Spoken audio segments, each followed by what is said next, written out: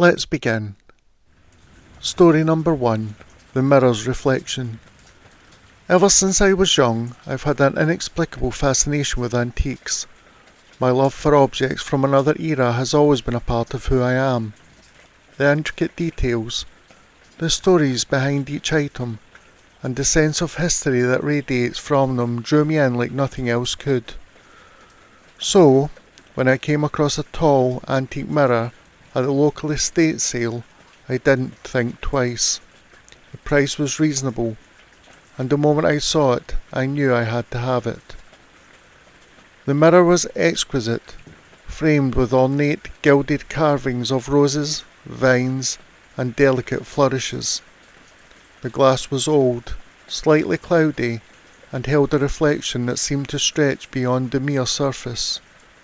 There was something ethereal about it.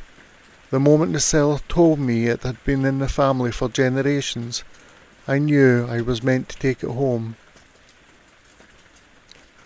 The mirror found its place in my apartment, positioned perfectly in the entryway to reflect both the hallway and the living room. It immediately drew the eye of anyone who passed through, and I couldn't help but admire it every time I walked by. However, the admiration soon gave way to unease. Something felt wrong, though I couldn't put my finger on it. At first it was subtle, a slight flicker in the reflection. As soon as the mirror wasn't fully capturing reality, I stood before it. I sometimes felt like the room behind me was darker than it should be, like the shadows were thicker.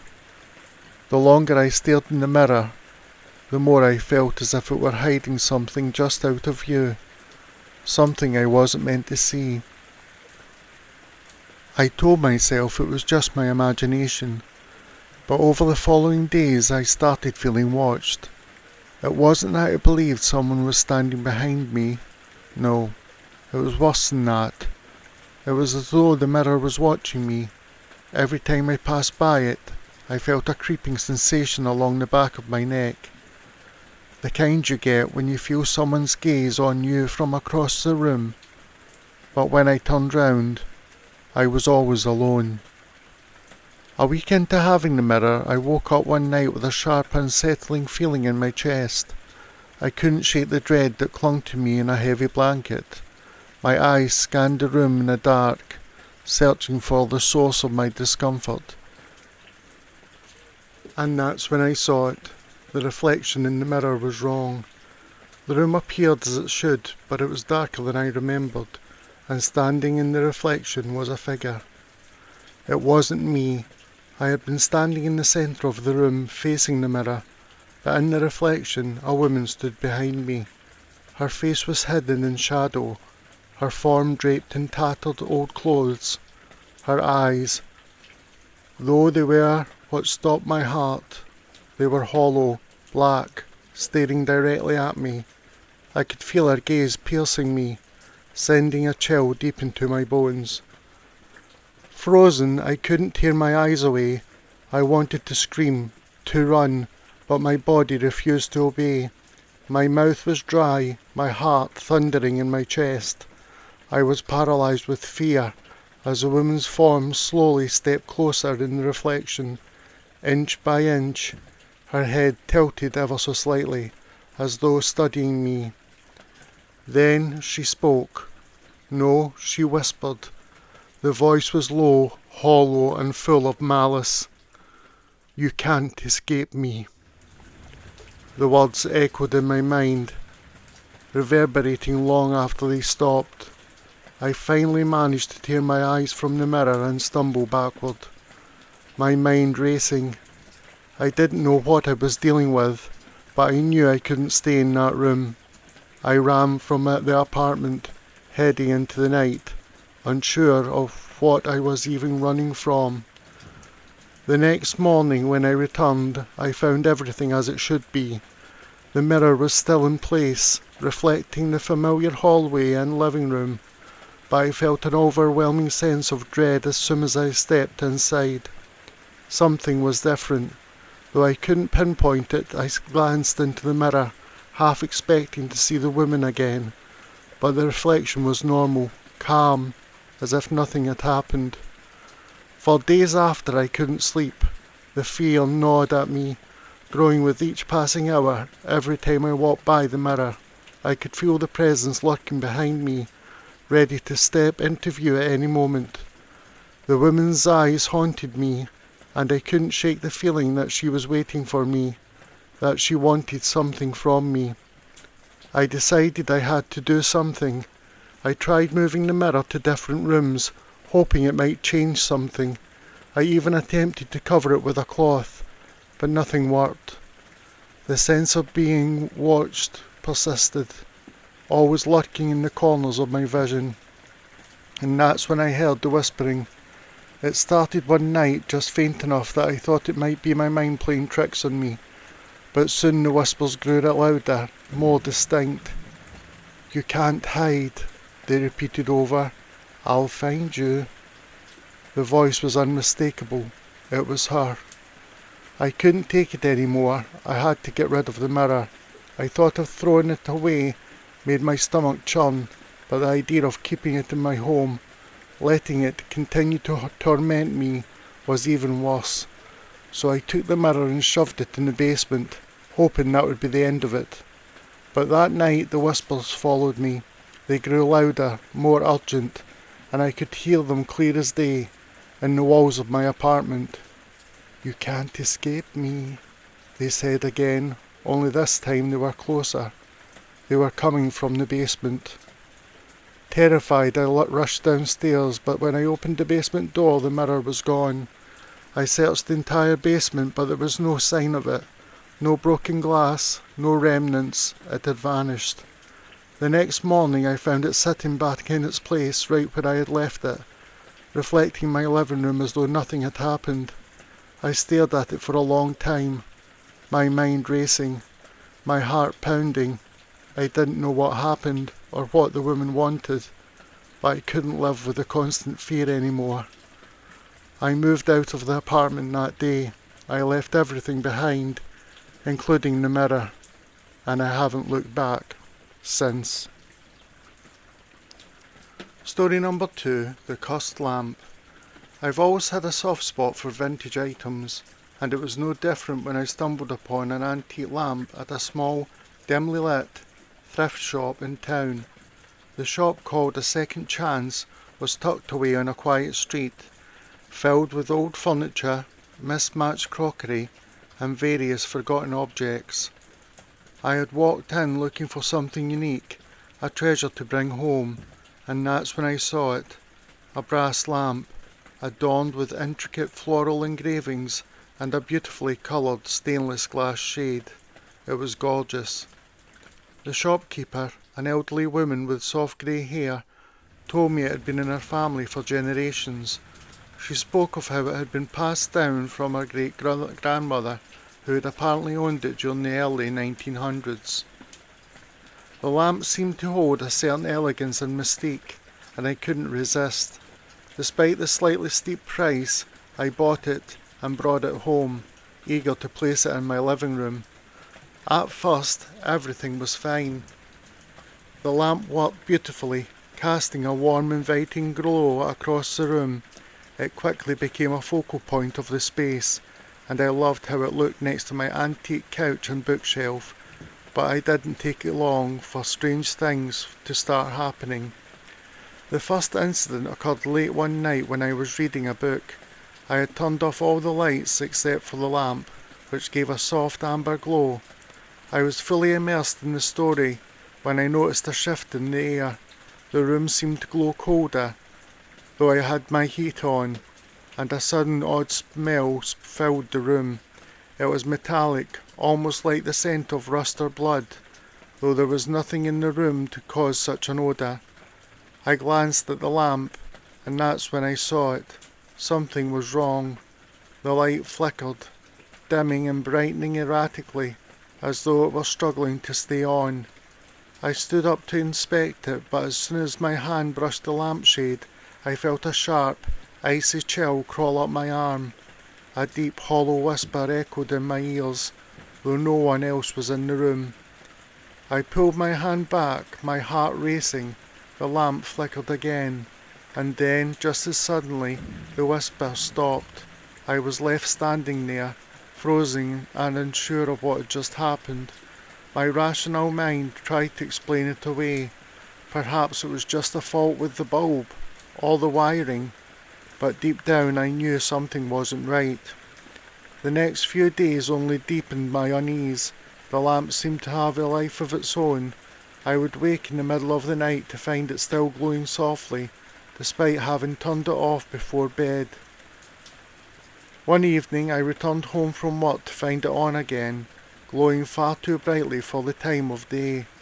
My first instinct was to turn it off, but as I approached I saw something in the reflection of the glass. In the dim light I could make out a figure, a shadowy silhouette standing beside the lamp, just barely visible in the haze of the stained glass. It was tall, unnaturally so, with limbs that seemed to stretch too far.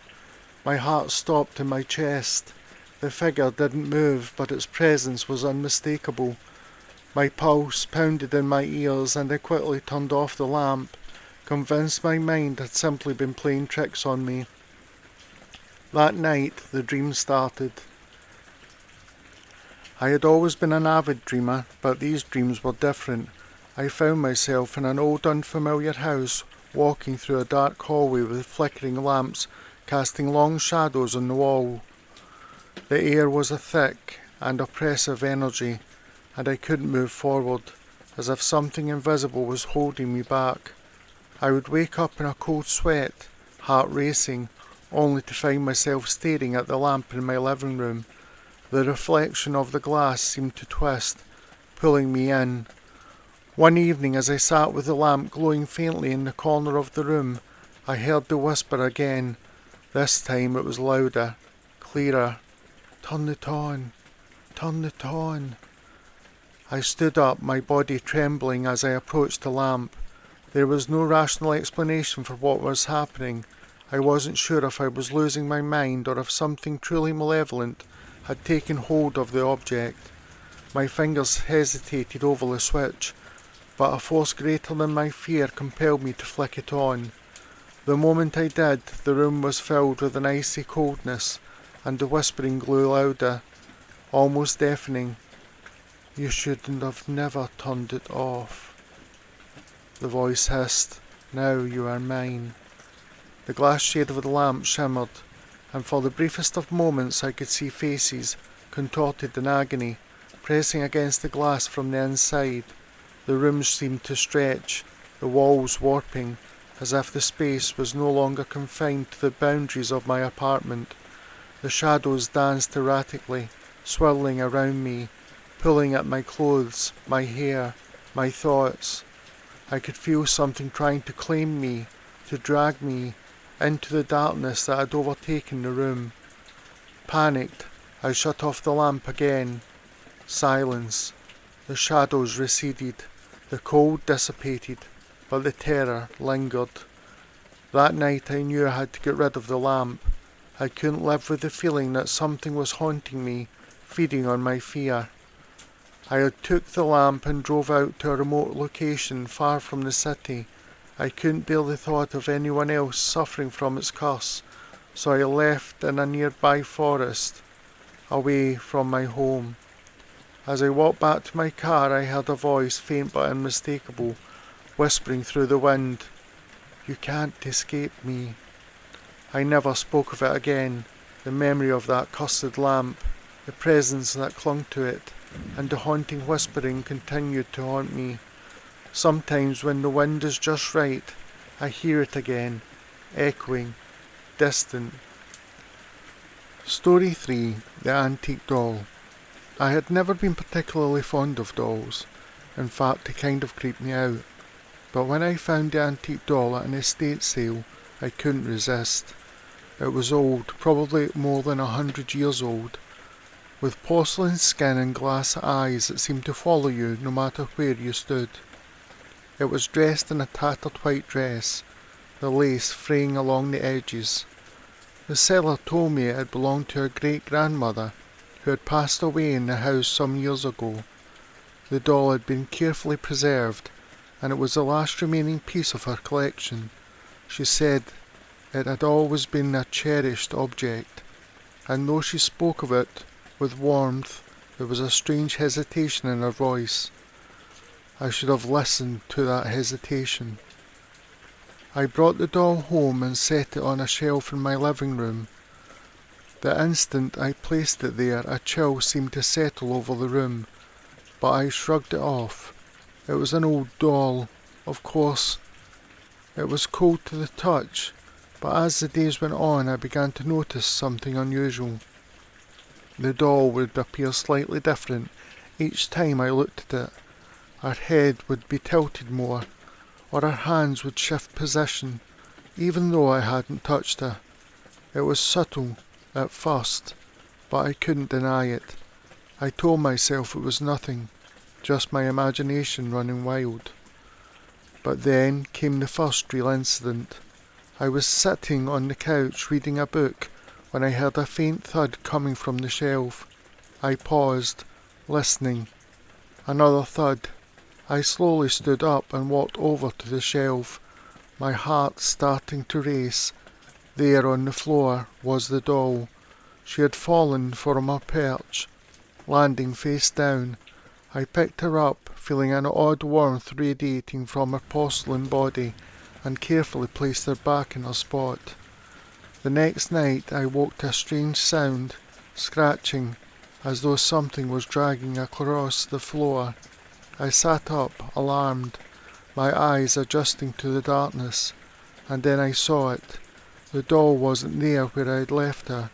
She was standing in the middle of the room, facing me, her head tilted even further than before. Her glass eyes glowed faintly in the low light, and I could almost swear that her lips were curled into a smile. I shuddered, feeling the hairs on the back of my neck rise. My heart pounded as I quickly moved to place her back on the shelf, but this time the thought of it didn't feel right. It felt wrong, as though I was doing something I wasn't supposed to do. The following days were filled with more strange occurrences. The doll would move again, always just slightly out of place, always just enough to make me question my sanity. The whispers began next, soft, inaudible at first, but then growing louder. I heard them late at night when I was lying in bed, a low, almost imperceptible voice murmuring from the direction of the shelf. The whispers weren't words I could understand, but they were persistent. Every night they grew more pronounced, and I began to hear them during the day as well, always coming from the same spot, the spot where the doll sat. But it wasn't until one evening, when I was cleaning around the living room, that I experienced the full extent of what I had brought into my home. I was vacuuming near the shelf when I heard a noise, a soft crackling sound, like a bone breaking. I turned around just in time to see the doll's hand slowly lift, its fingers curling as though it were reaching for me. My breath caught in my throat, and I dropped to vacuum. The room was suffocatingly still as I stood frozen, staring into the doll. Her eyes, those glass eyes, seemed to stare back at me with a malevolent intent. Her smile had widened, and the whispers were now so loud they felt like they were inside my head, crawling beneath my skin. Terrified, I ran from the room, locking myself in the bedroom and not daring to leave for hours. The next day I called the seller. I needed to know what had brought it into my home. When I spoke to her, her tone was different. She was hesitant, almost apologetic. "I should have warned you," she said. "My grandmother used to tell stories about that doll. She said it was never just a toy, but a vessel for something dark, something that has been passed down through the generations." She explained that the doll had been a part of a ritual meant to bind the spirit of a deceased loved one to an object, so they could live on, forever present in the home. The doll had been used to trap the spirit of her great-grandmother, who had died under mysterious circumstances. The spirit, however, was not a peaceful one. It had slowly begun to drain the life out of everyone who owned it. I couldn't get out of the house fast enough. I sold the doll to a collector who was aware of its cursed nature, though he seemed more fascinated by its power than afraid of it. I never wanted to see it again. Story number 4. The Haunted Mirror. I had always been a collector of old, unusual things, so when I came across the mirror at a local estate sale, I knew I had to have it. It was large, at least 6 feet tall, and framed in an intricate design of gold and dark wood. The reflection was framed by ornate, swirling patterns, and I could tell from its age that it had been a prized possession of whoever owned it. It had a certain presence, as though it was more than just an object. It was something that held history within its depth. The seller told me it belonged to a wealthy family from the early 1900s, and it was one of their most prized possessions. He mentioned that the family had been cursed, though he quickly dismissed it as local superstition. He offered it to me at a reasonable price, and I, without hesitation, brought it home. When I first placed it in my hallway, I admired its beauty. It was a kind of piece that commanded attention, and I was proud to have it. But as I walked past it, I began to notice something strange. The air around the mirror felt colder, even in the middle of summer. I chalked it up to a draught of my imagination, but as the days went by, I couldn't shake the feeling that something was off. The first night I truly felt the presence of the mirror was when I woke up in the middle of the night to a sound, a low whispering hum. At first I thought it was coming from outside, but it sounded too close, too confined to my bedroom. I turned over, my eyes instinctively flickered towards the mirror in the hallway, and that's when I saw it. A figure, just a shadow at first, standing in the reflection, right behind me. I froze. The figure was tall, wearing a dark hooded cloak. The features were indistinct, but I could make out the long bony hands that reached out towards me, their fingers crooked and elongated. My breath caught in my throat as I quickly turned over to check my surroundings. The room was empty. I spun back to the mirror, but the figure was gone. Shaken, I didn't sleep for the rest of the night. The next morning, I couldn't get the image of the figure out of my mind. I rationalised it was a trick of the light, perhaps, of my grogginess, but I couldn't ignore the feeling that something had been there, something that didn't belong. The whispers returned soon after. They were faint at first, but always there, as though they were coming from the mirror itself. At night, when I passed it in the dark, I could hear soft murmurs like an ancient language, foreign and distorted. I tried to avoid looking directly into the mirror, but the pull was undeniable.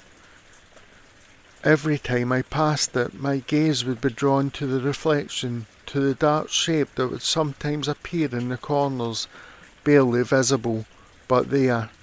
It wasn't long before I started seeing more. One evening, while brushing my teeth, I looked up into the mirror and saw something different.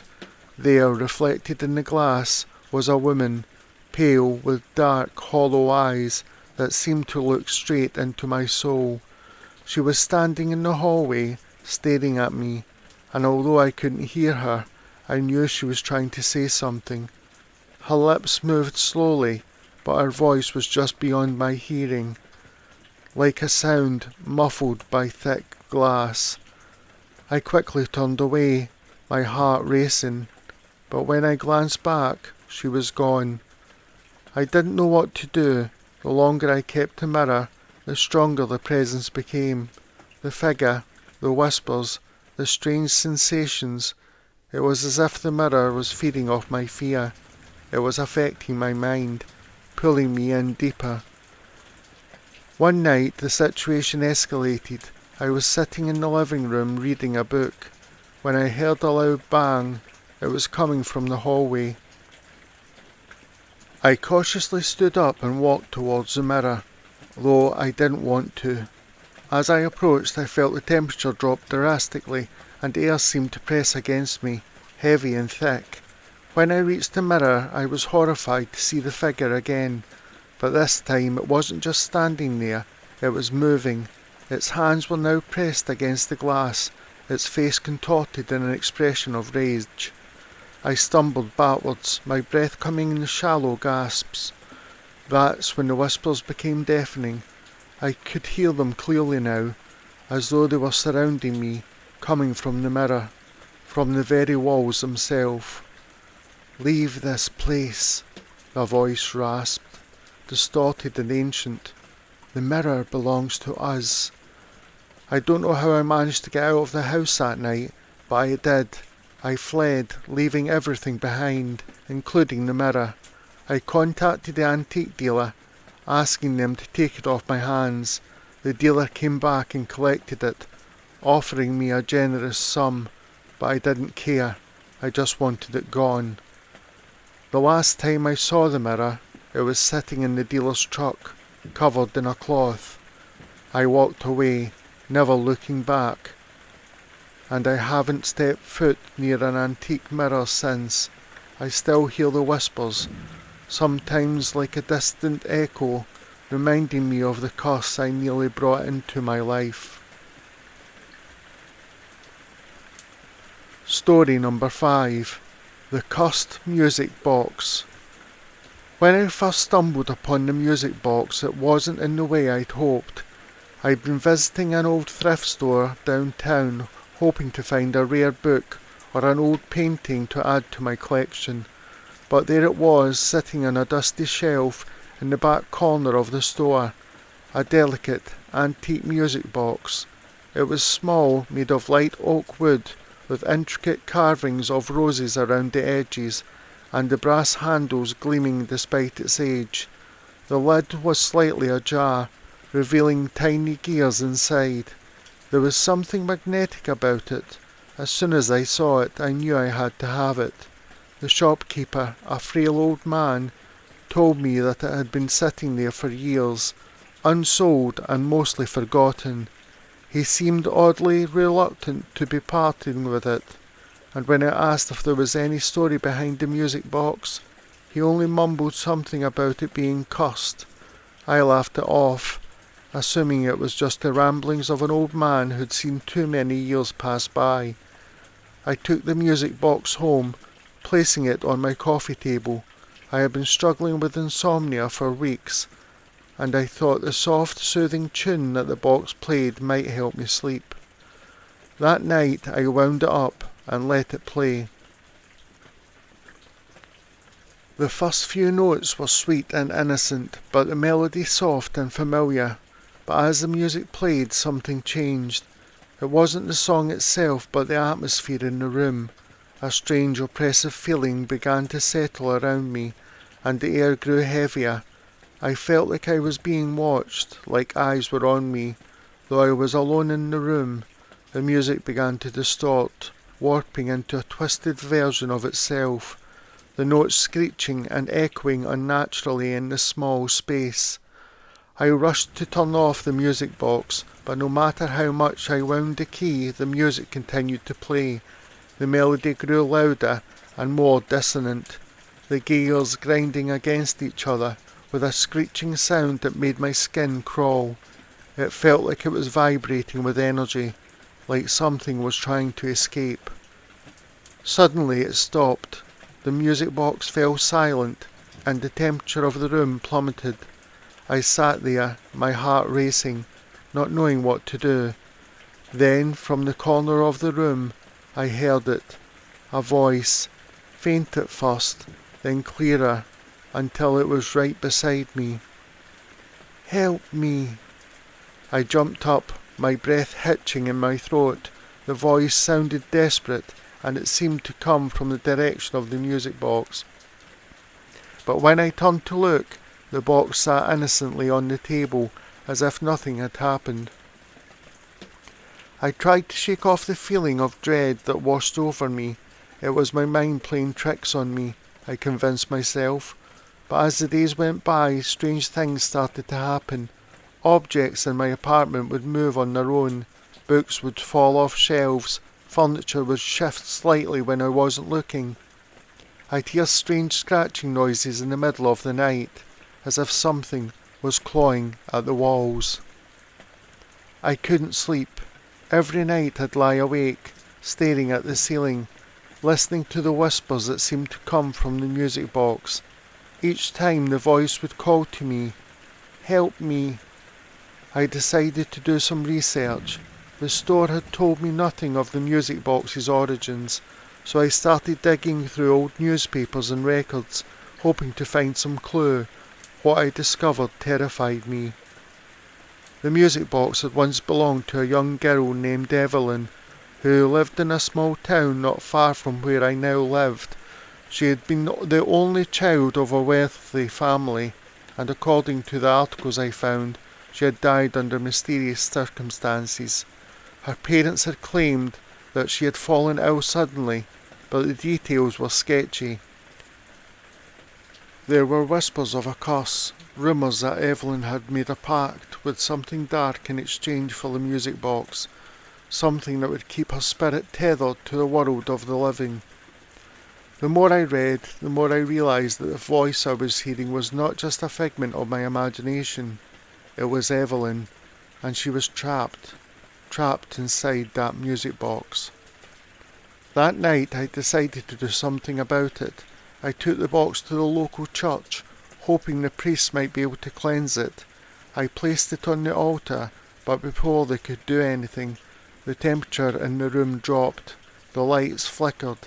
The priest was about to say a prayer when the music box began to play, the distorted tune filling the church. The whispers grew louder, and the voice of Evelyn screamed out, "Help me, set me free." The priest tried to grab the box, but as soon as their hands touched it, they recoiled, as though burned by its cold surface. The voice became frantic, and the church doors slammed shut. Panic set in. I could feel something malevolent swirling in the air, something ancient and dark. The box was too powerful. With the help of the priests, I eventually managed to seal the music box inside a locked vault at the church. We thought we had contained it, but I knew deep down that the curse would never truly be gone. It had attached itself to a box, and the moment it was opened again, the horror would begin anew. Story number 6. The Portrait in the Attic. It was a house that had been in the family for generations, passed down from relative to relative, until it finally came to me. I never thought much of it. Sure, it had its quirks, creaky floorboards, an old-fashioned layout, but it had always been a home. What I didn't know, what none of us had known, was that there was something hidden away in the attic, a relic of our family's past that would soon begin to haunt me. I was sorting through the boxes in the attic one afternoon when I found it, an old portrait, framed in tarnished gold. The painting depicted a woman, her face pale and sombre, her eyes dark, almost too dark. She was dressed in a Victorian gown, and there was a sadness to her expression that I couldn't quite explain. She seemed to be looking directly at me, as if waiting for me to notice her. I'd never seen this portrait before. My family was known for its wealth and its history of fine art collection, but this particular painting didn't belong to any known artist. It was unsigned, and I couldn't find any record of it in the family archives. Curious, I moved it to the dusty corner where I'd found it, and brought it downstairs, determined to learn more about the woman in the portrait. At first, I kept the painting in my study, leaning it against the wall. Every time I passed it, I felt the same sensation, that eerie feeling that the woman was staring right at me. I chalked it up to an overactive imagination, but as the days wore on, The feeling didn't fade, it intensified. The first strange occurrence happened one evening when I was working late in my study. I was typing away on my laptop, the only light coming from the desk lamp, when I heard it, a soft sound, like a whispering breeze, but it was coming from the direction of the portrait. I looked up, half expecting to see the frame fall or shift, but nothing had changed. The painting was perfectly still, as it had been since I brought it downstairs, but something in the air felt off. It felt colder, and when I turned back to my computer, I could have sworn I saw a movement in the corner of my eye, just the faintest shift of the woman's face in the painting. I shook my head, trying to dismiss the thought as paranoia, but the unease lingered. The next night things escalated. I was woken by the sound of footsteps, soft but deliberate, coming from upstairs. I knew there was no one else in the house. My heart raced as I climbed out of bed and crept towards the stairs. My footsteps grew louder as I ascended to the second floor, and when I reached the top, I froze. The attic door was wide open, something that hadn't been the case since I went to bed. I approached cautiously, each step heavier than the last, and pushed the door open. Inside, the portrait was no longer leaning against the wall in my study. It was now standing upright, placed carefully on the easel, right in the centre of the attic, facing the darkened corner of the room. I felt the temperature drop instantly, a chill that pierced through me like a knife. The whispering had started again, but this time it was clearer, closer. A voice, soft and feminine, but laced with sorrow and desperation, came from the painting. "Please, help me." I stumbled back, my mind racing. I wanted to turn and run, but something held me there, rooted to the spot. The voice wasn't just in my head, it was coming from the painting itself, its tones reverberating through the walls, echoing in the room. I did the only thing I could think of. I grabbed the portrait, ran downstairs, and locked it in the basement. But that night, no matter how much I tried to sleep, the whispers followed me. They grew louder, more urgent, until I couldn't stand it anymore. I had to know who she was, what she wanted, and why she was haunting me. I spent days researching the house's history, poring over old documents, family letters and diaries. Eventually, I stumbled across a journal that belonged to my great-great-grandmother. In it, she described a tragic tale, one of love, betrayal, and death. The woman in the portrait was her sister, Eleanor. Eleanor had been engaged to a wealthy man, but on the eve of their wedding, he disappeared without a trace. Distraught, Eleanor fell into a deep depression, and it wasn't long before strange things began to happen around her. Servants spoke of hearing whispers at night, of seeing Eleanor's figure in the woods when she wasn't near. Eventually, Eleanor was found dead in the attic, a look of terror frozen on her face, clutching the portrait in her hands. The journal hinted at something far darker. Eleanor had apparently made a pact with something, with someone, that promised to bring her back, bring her true love back, but instead the entity took her soul, trapping it in the painting for all eternity. As I read those words, I began to understand the whispers, the strange occurrences. Eleanor had been trying to contact me, to reach out from the confines of the portrait. She wanted something, perhaps for me to undo the pact, to free her from her painting's curse. I wasn't sure how to break the curse, but I knew I couldn't leave the portrait locked in the basement.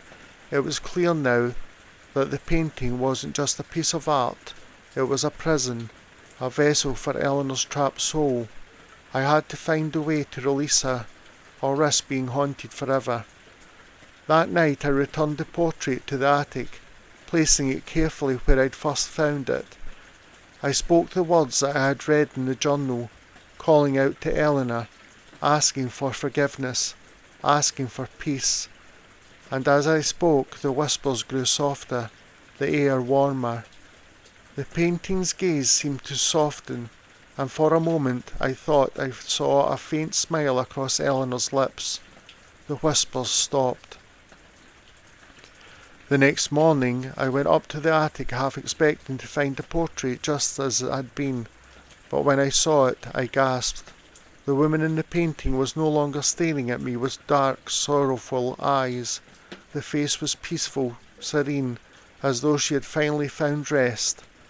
I don't know if I truly freed her spirit that night, or if the curse was simply quieted for now, but I haven't heard the whispers since, and the house feels a little less cold. I hope that wherever Eleanor is now, she's found peace she so desperately sought. Thank you for joining me this evening. Sweet dreams.